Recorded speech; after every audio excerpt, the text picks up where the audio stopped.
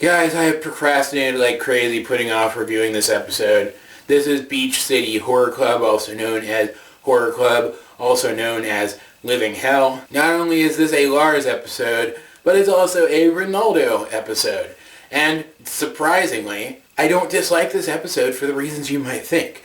And we'll get to that in just a moment. The plot of this episode is actually pretty freaking simple. Steven and Sadie are going to Ronaldo's horror club up in the lighthouse above Steven's house. They're going to watch scary movies that are probably inappropriate for Steven, but they actually make a joke about that later, and it's actually a funny joke, so I don't mind it. I'm not going to complain about it. And we find out things about Sadie. We get some really cool character building here, as in just a few minutes we find out that she actually has a lot of things in common with Ronaldo. They're both big horror fans, and we get some really cool references to the benefits of classic horror movies over modern CGI-fest horror movies. But I'm getting ahead of myself because when Lars learns that Sadie is going to the lighthouse to spend time with Ronaldo and Steven, he seems jealous. He seems like he wants to spend time with her, but instead of being a jerk about it and insisting that she spend time with him instead, he goes with her. He goes to spend time with her doing something that she enjoys. That's great. That's genuine character development. Now, if we could just get an episode dedicated to this character development to show that it exists and it's real and it's going to stick, then I'd be satisfied that these people have actually grown as characters and that they have grown in their relationship with each other. Anyway, we get to the lighthouse, and surprisingly, Ronaldo is acting like a regular freaking person. He introduces the movie in a really flamboyant kind of way, and he's got the entire lighthouse done up in spooky decorations, but he's just a showish person. That's just the kind of thing he does.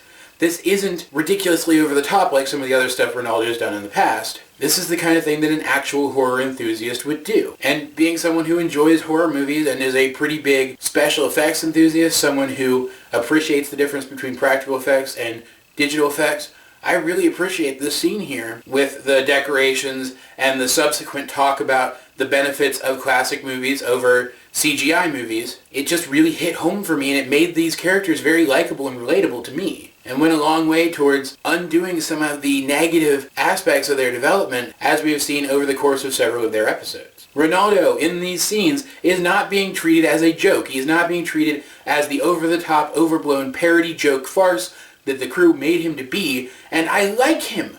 I like him in these scenes. And then we get the joke with Steven. He's now sitting behind the couch instead of on the couch because he can't stand to watch the movies, but he doesn't want to put his friends out, so he's just kind of pretending that he's watching the movie, and I just think that's really cute, and he got a chuckle out of me. And then the plot happens. All the power goes out. Weird, supernatural-esque things start happening. Everybody's trying to figure out what's going on. They think it might be a haunting. And Ronaldo is acting a little over the top. He's acting a little bit more like the crazy conspiracy theorist again, talking about investigating the haunting and whatnot, but it still works. It still works in character. Throughout all of this, all of these people have been acting like regular human beings and developing together, and they've been doing it in character, proving that these characters can all be genuinely likable all at the same time without being out of character. So they try to escape the lighthouse, and they're attacked by haunted scarecrows, which is pretty cool, haunted bat decorations, which is pretty cool, and they're fighting them off. We get a little bit of an action scene, and this is when things start to take a turn for the worse. This is when we start to get why I don't like this episode. Lars at this point cares about nothing more than getting himself out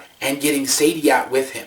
He genuinely wants to get her out with him, and yeah, he basically says he's willing to leave the others behind to do that, but I can understand that. It's called pragmatism. He's in a stressful situation, and the stress of the situation, combined with a pragmatic mindset, has in this situation made him look like a jerk, but he's not actually being a jerk. He just has his priorities straight. But rather than having a dialogue between Lars and Sadie where she convinces him to help the others, she gets eaten by the lighthouse. I mean, not technically, she doesn't literally get eaten, but she gets sucked through the floor, and she is now being held somewhere by the spirit of the lighthouse, and immediately afterwards, a door in the floor opens up, indicating that the others must progress downward. Realize that when this situation started, it was Sadie who initially took charge, who initially led their group into a position where they could continue to act. She showed real leadership skills and initiative, and then all of a sudden, she is relegated to the role of Princess Peach. But putting that aside, the episode has still been pretty good so far. It can still be salvageable. So what is there that is still wrong with it? Well, let's find out. The group, Steven, Ronaldo, and Lars,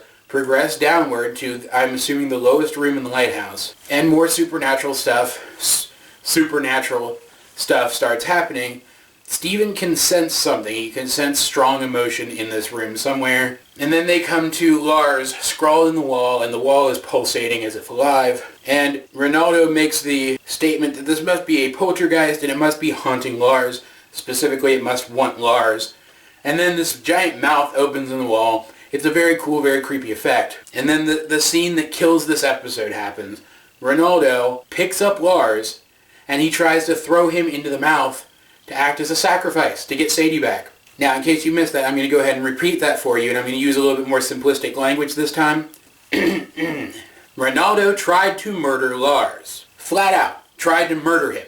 He, under the assumption that throwing Lars into this giant mouth would kill him, attempted to throw Lars into the giant mouth in front of 13-year-old Steven Universe, who I'm assuming the Crystal Gems have entrusted Ronaldo with this evening. That's attempted murder. If Beach City actually had a police force, Ronaldo would be in prison right now. But thankfully, after Ronaldo actually manages to throw Lars into the giant mouth, Steven jumps in and saves him, and then finds a gemstone inside and pulls it out. And it turns out the gemstone had kind of hijacked the lighthouse, turning it into a pseudo-body, and was doing all these supernatural stuff. That there wasn't really anything supernatural about it after all. And Sadie is returned to them, and we get this holographic history to Lars and Ronaldo, and the fact they used to be friends before, but that their individual character flaws and insecurities caused them to have a falling out. And while that's very touching and very poignant, it doesn't excuse attempted murder. And the thing that frustrates me about this the most is if not for just a couple of details here, this would have been one of the best episodes about secondary cast members in the entire show. Imagine that instead of Sadie being taken, they managed to pull her away from the hole at the last second, and she progresses downward with them. She also sees Lars' name scrolled on the wall, and when Ronaldo starts accusing Lars, even though she's trying to break them up, she starts to side with Ronaldo, and Lars is visibly hurt. And then the mouth opens up, maybe it starts chanting Lars.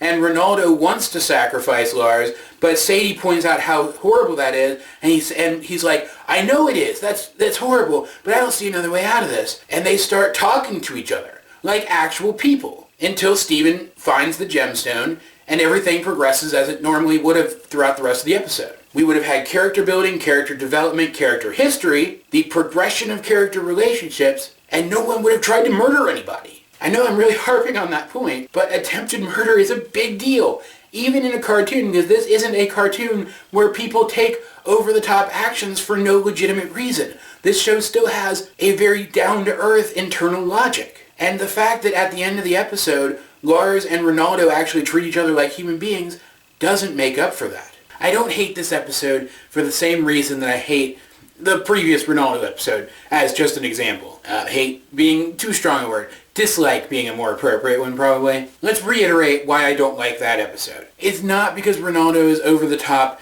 parody and farce. It's because that episode teaches kids the incorrect message that it's okay to want the entire world to revolve around you and to punish other people if they don't buy into your delusion. No, I don't dislike this episode for those reasons at all, because the lessons it teaches, for the most part, are actually good. You have human characters behaving like human beings around each other. It's actually, for the most part, quite well done and positive. No, I dislike this episode, and no, I'll actually go so far as to say I hate this episode, because once again, it shoehorns unfortunate implications in there when Ronaldo straight up tries to murder someone. I hate this episode because it had so much potential. It had so much more potential than some of those other episodes I don't like, but it just threw it away. All of that said, guys, I got pretty passionate there for a second. Let me know, what do you think of this episode if you have seen it? Let's get a discussion going in the comment section down below. Either way, this has been AJ22, and I will talk to you guys later.